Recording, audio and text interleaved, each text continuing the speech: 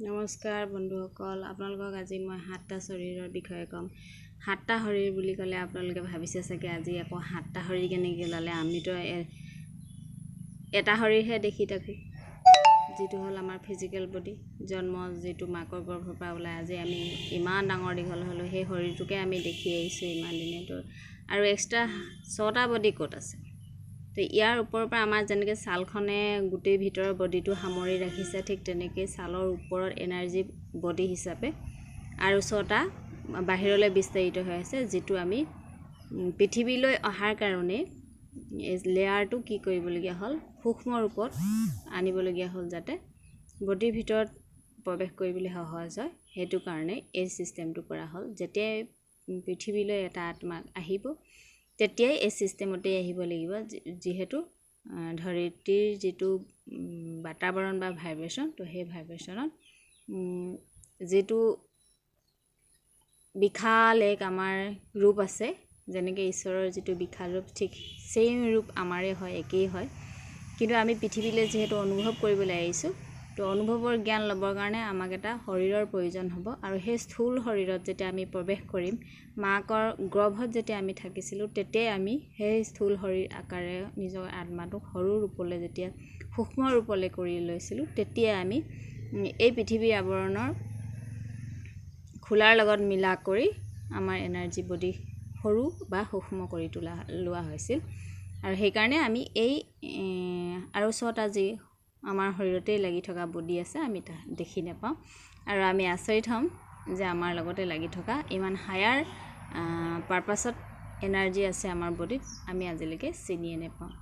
নামকেইটা আপোনালোকক আজি জনাই দিম। আমাৰ ফিজিকেল শৰীৰ বুলি ক'লে আপোনালোকে প্ৰত্যেকেই চিনি পায়। ফিজিকেল শৰীৰৰ একেবাৰে ছালখন যিদৰে লাগি আছে, ঠিক তাৰ পৰাই আৰম্ভ হৈ যায় এথৰিক বডি, তাৰপিছতে আৰম্ভ হয় astral body, physical body, physical পিছত astral body, astral body actually 3 নম্বৰতহে হ'ব। 2 নম্বৰত একদম পাতল, যেনেকৈ ছালখন আমাৰ ইমান পাতল এটা লেয়াৰে ঢাকি থৈ দিয়ে, ঠিক তেনেকৈ এথৰিক বডিও হ'ল একেবাৰে সূক্ষ্ম লেয়াৰ এটা আছে, যিটো লেয়াৰত পৰা আৰম্ভ পিছৰ লেয়াৰটো এষ্ট্ৰেল বডি আৰম্ভ হয়, যিটো বডিৰ দ্বাৰা আমি মৃত্যুৰ পিছত সেই শৰীৰটোৰে এষ্ট্ৰেল বডিৰ দ্বাৰা এই স্থূল শৰীৰটো ত্যাগ কৰাৰ পিছত পৰলোকলৈ আমি গমন কৰিব পাৰোঁ। তো সেইটো হ'ল এষ্ট্ৰেল বডি। তাৰপিছতে হ'ল মেণ্টেল বডি, যিবোৰ মেণ্টেল বডি বুলি কোৱা হয়, সেইটো আচলতে এষ্ট্ৰেল বডিৰ লগতে লাগি যেতিয়া আমি মৃত্যু হৈ যাওঁ, তেতিয়া আমাৰ মনৰ আশা আকাংক্ষা এইবোৰ চব লগত গুচি যায় সূক্ষ্ম শৰীৰটোৰ লগতে। তো সেই এষ্ট্ৰেল বডিৰ পিছতে মেণ্টেল বডি আহে। আৰু আমি সেইকাৰণে মানসিকভাৱে যিমানবোৰ মানসিক প্ৰস্তুত, ধৰক আমাৰ বেদনা, দুখ, খং, ৰাগ, এইবোৰ যদি আমি ইয়াতে এৰি নিজকে ক্লিয়াৰ কৰি নাযাওঁ, তেতিয়াহ'লে আমাৰ মেণ্টেল বডি সেই সূক্ষ্ম শৰীৰৰ লগতে গুচি যাব। তো সেইকাৰণে যিমান পাৰি আমি নিজকে নিজে মেণ্টেল বডিও কি কৰিব লাগিব, ক্লিয়াৰ কৰিব লাগিব। তো সেইটো কাৰণে মেণ্টেল বডি। তাৰপিছতে 5 নম্বৰতে আপোনাৰ আহিলে কজল বডি, কাৰণ শৰীৰ। কি কাৰণে আমি এই ধৰতীলৈ আহিবলৈ ল'লোঁ, কি কাৰণত আমি পৃথিৱীলৈ আহোঁ, আৰু কি কাৰণত পৃথিৱীত আহি কেনে কি অনুভৱ কৰিব লাগিব, সেইটোৰ এটা শৰীৰ থাকে, কাৰণ শৰীৰ। তো যেতিয়া আমি ওপৰলৈ গুচি যাওঁ, মৃত্যুৰ পিছত যেতিয়া আমাৰ গন্তব্যস্থান পৰলোক হয়, তো তাত আমি যি আধ্যাত্মিক উন্নতি কৰিলোঁ, সেইটো হিচাপতে আমাৰ লোকৰো স্থান আছে। যেনেকৈ এইটো ভূলোক, তাৰপিছতে ভূবৰ লোক, এইটো বাৰু মই নেক্সট এটা ভিডিঅ'ত ক'ম। তো আজি যিহেতু 7 বডিৰ কথাই কোৱা হৈছে, তো তেতিয়াহ'লে কজল বডি, আমি এই শৰীৰটো কিয় ধাৰণ কৰিছোঁ, তাৰো এটা কাৰণ আছে। সেই কাৰণ বডিতেই থাকে, ঠিক আছে। তাৰপিছতে হ'ল ছুপাৰ কজল বডি, একেলগতে থাকে কজল বডিতে, মানে আপোনাৰ ছুপাৰ কজল বডি বা বুদ্ধি বডি, এইটো এটা থাকে।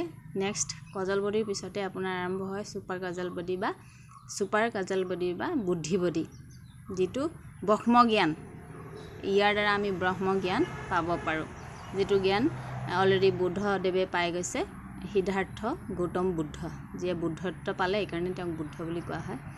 তাৰপিছতে আমাৰ আৰু বহুত এনেকৈ মহান পুৰুষ পৃথিৱীৰ পৰা গুচি গৈছে, তেওঁলোকে বুদ্ধত্ব পাইছে। তো তেনেকুৱাবিলাকক ব্ৰহ্মজ্ঞান প্ৰাপ্ত হোৱাটো ছুপাৰ কজল বডিৰ দ্বাৰা আমাৰ সেই ব্ৰহ্মজ্ঞান পোৱাটো সম্ভৱ হয়। তাৰপাছতে আত্মা বডি বা হায়াৰ চেল্ফ, যিটো নিৰ্বাণিক বডি বুলিও কোৱা হয়। সম্পূৰ্ণ নিৰ্বাণ হোৱা মানে চিৰমুক্ত হোৱা, মানে গোটেই সৰ্বব্ৰহ্মত জ্ঞান প্ৰাপ্ত কৰিও আৰু ব্ৰহ্মত বিলীন হৈ যোৱা যি অৱস্থা, সেইটো হ'ল নিৰ্বাণিক বডি। সেই বডিটোত যদি আমি উপস্থিত হওঁ তেতিয়াহ'লে তাত আৰু কোনো ধৰণৰ ভাৱলেশৰ সৃষ্টি নাই।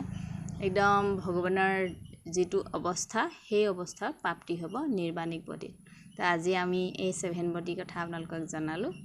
নিশ্চয় আৰু ইয়াৰ বিষয়ে বহুত ডিপকৈ চৰ্চা কৰিবলগীয়া বিষয় হয় এইটো। মই জাষ্ট আপোনালোকক চমুকৈ কেইটামান জনাই থৈছোঁ, যাতে আপোনালোকে গম পায় যে আমাৰ বডিটোৰ ভিতৰত আৰু 7টা কি বডি আছে, ভিতৰতে সোমাই থাকে নে বাহিৰতে সোমাই থাকে। একচুৱেলি ভিতৰৰ পৰা একেবাৰে বাহিৰলৈ আমি বিস্তাৰিত কৰিব পাৰোঁ। এই সূক্ষ্ম স্থূল শৰীৰৰ পৰা যেতিয়া আমি সূক্ষ্ম জগতলৈ যাব লাগিব, তেতিয়া আমি এই শৰীৰটো ইয়াতে থৈ বাকী যি 7 বডিজ আছে, সেই 7 বডিৰ দ্বাৰা আমি বেলেগ লোকলৈ যাত্ৰা আৰম্ভ কৰিব পাৰোঁ আৰু তাৰ যিবোৰ মহান জ্ঞান, সেইবোৰ আমি লৈ আহিব পাৰোঁ। আজি ইমানখিনিতে কৈছোঁ। ধন্যবাদ।